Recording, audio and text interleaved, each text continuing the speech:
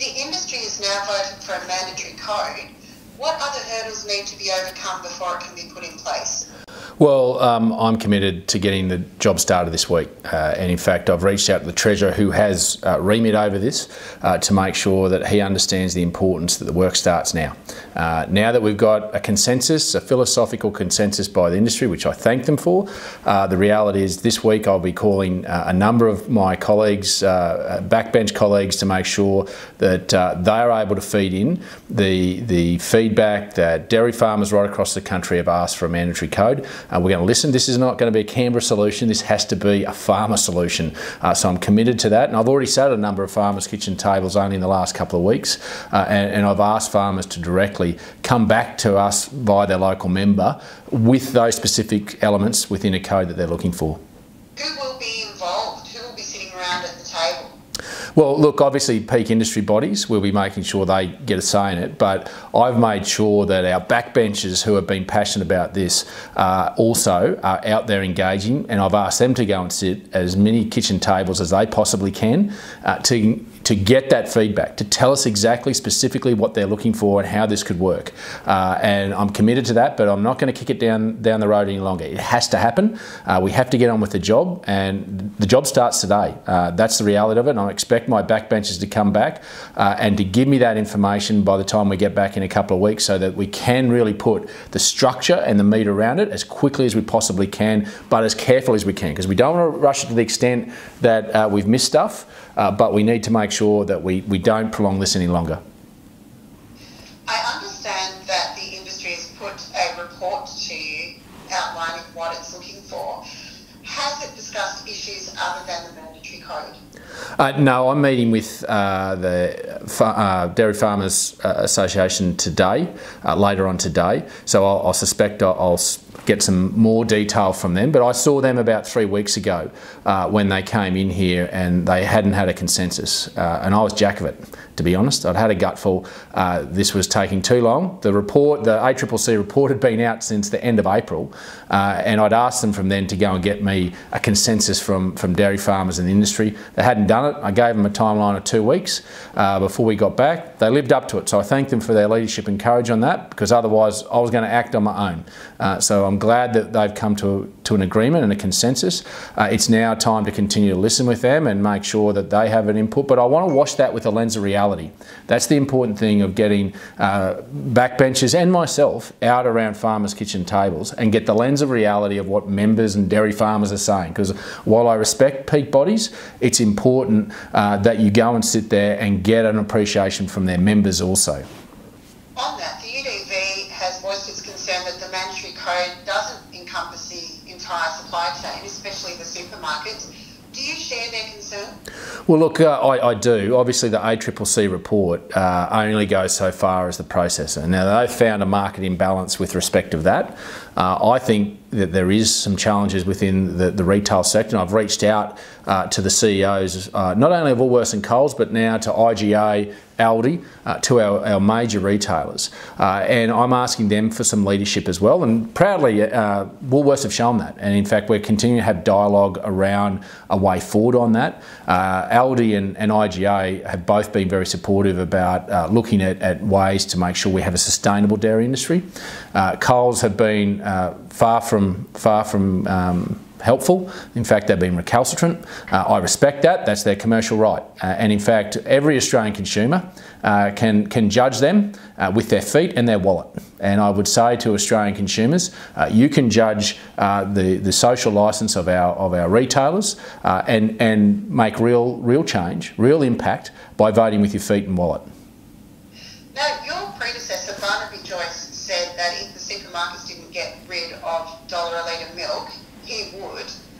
Is that a promise that's gone by the by? Well, no, Barnaby put in place the effects test, and that was a great achievement. So all we can do as a government is put the environment, and now we need someone to go and test it. So that would then set a precedent in the court of law around predatory behaviour by big supermarkets. So he put the environment in place. Barnaby got that through the Parliament, which was no small feat considering the makeup of the Senate.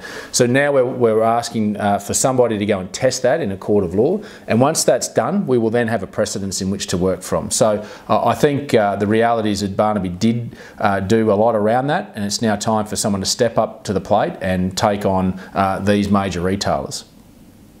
All right, now you talked about Woolworths showing leadership while others lagged behind. Are you talking specifically about the 10 cents a litre levy on milk for the drought, which is a temporary measure, I understand, or are you talking about ditching $1 a litre milk altogether? Well, look, obviously, what a retailer puts on their commodity is their business in a free market economy. But what I'm talking about around the 10-cent levy is a temporary levy to allow structural reform of the marketplace. There is a market imbalance that we as a government need to get involved in. Government shouldn't get involved in marketplaces unless there's an imbalance, unless it's not perfect.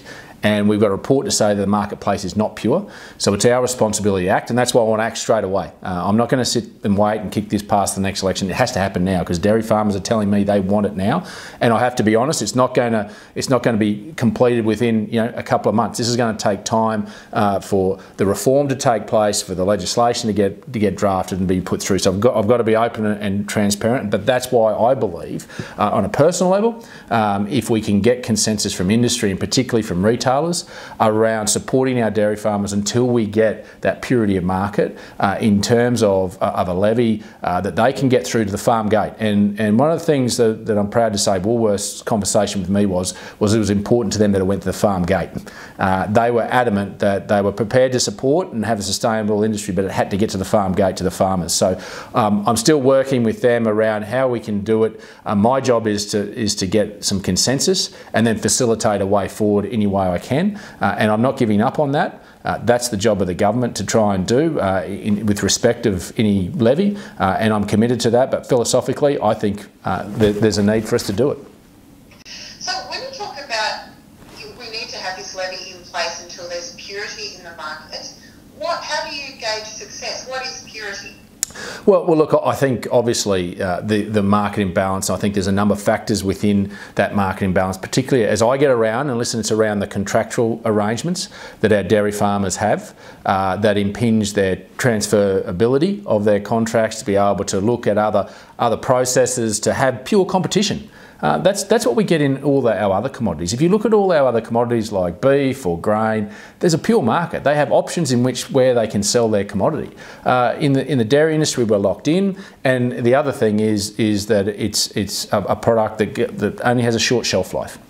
So we have to understand the unique nature, but we also have to understand also the geographical implications of dairy in Australia. So we need to work through those and make sure that we get those resolutions for different parts of the country as best we can. And I'm not going to sit here and say every child's going to get a prize. I have to be honest with you, we have to put in place something that'll be a framework that'll get that purity of market, that'll give our dairy farmers the opportunity to have competition to be able to get the best price they possibly can in a clear and transparent way, and where we do have somebody with a stick to say, hey, you've been hard done by, we need to help you out and say, hey, that's wrong.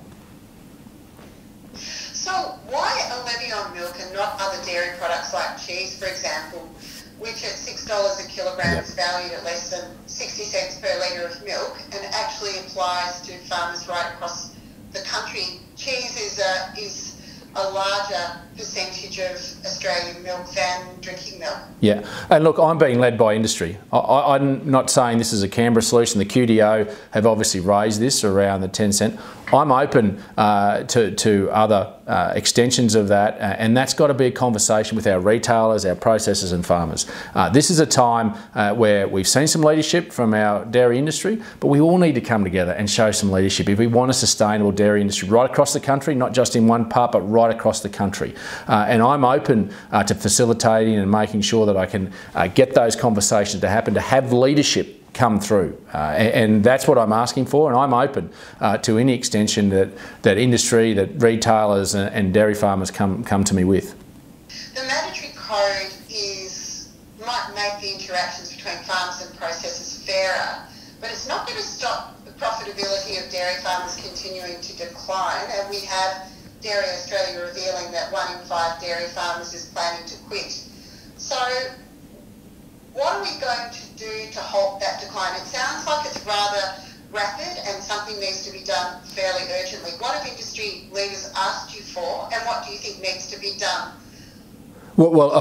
Yeah. Apart from the 10-cent levy, that's all that industry has come to me with in asking me for some leadership to help them to try to facilitate that. And I'm open to making sure that we can continue to keep that dialogue happening because I do understand that in my own electorate. I've gone down to now only about 15 or 20 dairy farmers, which is quite frightening around Warwick and the South Burnett. So it's important to me that we do make action, but it has to be action that's driven by the industry. And I'm here all ears, happy to take action and to work with them and to facilitate that. And I think that the retailers will have to play a big part in making that that change that will give an impact at the farm gate sooner rather than later. The dairy code, the mandatory code is going to take time. We've got to be honest, and that's going to take time, but that's why I think it is a two-pronged approach, and I respect the QDA for their initiative around the 10 cent a litre on milk, and if it needs to be extended, well, that's the conversation we should be having